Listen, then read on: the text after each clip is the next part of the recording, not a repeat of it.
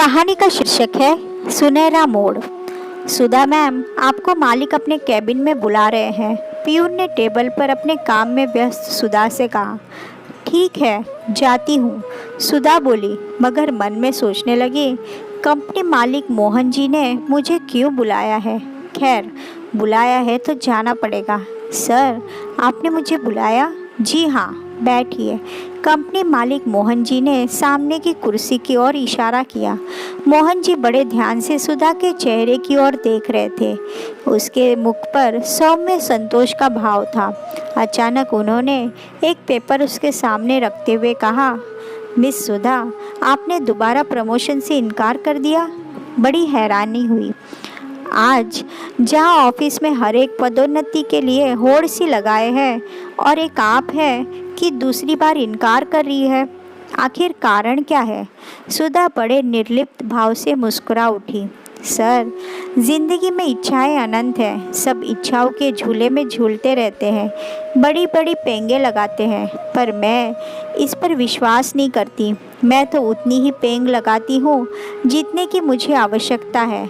मैं जिस पोस्ट पर हूँ उससे खुश हूँ। मिस सुधा, मैं आपको लगभग 3 वर्षों से देख रहा हूँ। कंपनी में मैनेजर सहित तमाम कर्मचारी आपके काम की तारीफ करते हैं, मगर तरक्की किसे नहीं पसंद। आखिर कोई तो कारण होगा जो आप मुझसे छिपा रही है। एक गौरवशाली पद, गाड़ी बंगले की सहूलियत, बड़ा शहर, भला किसको आकर्षित नहीं करता। जिंदगी एक सुनहरे मोड़ पर आपका इंतज़ार कर रही है और आप मोड़ की ओर जाना ही नहीं चाहती।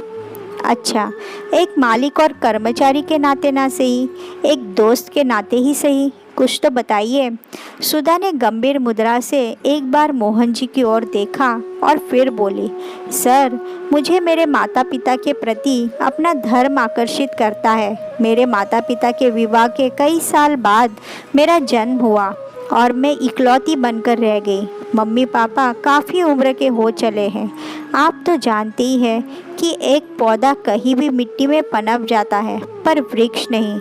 उन्हें यहाँ रहना पसंद है। यहाँ वह ज़िंदगी जी रहे हैं, हंसी खुशी।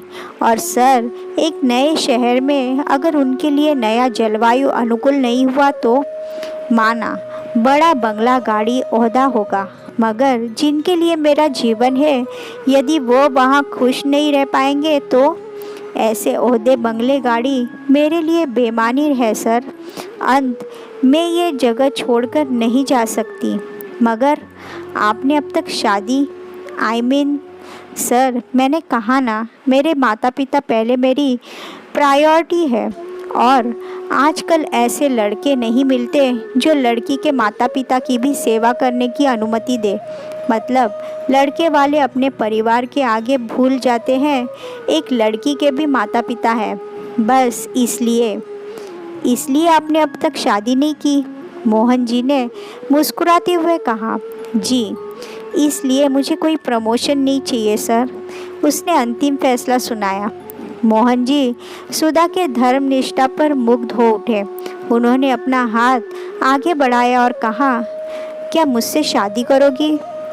मेरा दुनिया में कोई नहीं है। एक अच्छे जीवन साथी की अपेक्षा सबको होती है, जो मुझे अब तक नहीं मिली थी, मगर आपको देखकर लगता है मेरी तलाश पूरी हो गई है। मुझे एक अच्छे जीवन साथी के साथ साथ माता पिता का प्यार भी मिल जाएगा। तो कहिए, मुझे अपना जीवन साथी बनाओगी? कोई जल्दी नहीं है, सोच समझकर जवाब देना, मुझे इंतज़ार रहेगा। इस अप्रत्याशित निवेदन से सुधा निशब्द हो गई। उसने धीरे से हाथ आगे मोहन जी की ओर बढ़ा दिया। अब एक साथ 2 जिंदगी एक सुनहरे मोड़ की ओर अग्रसर थी।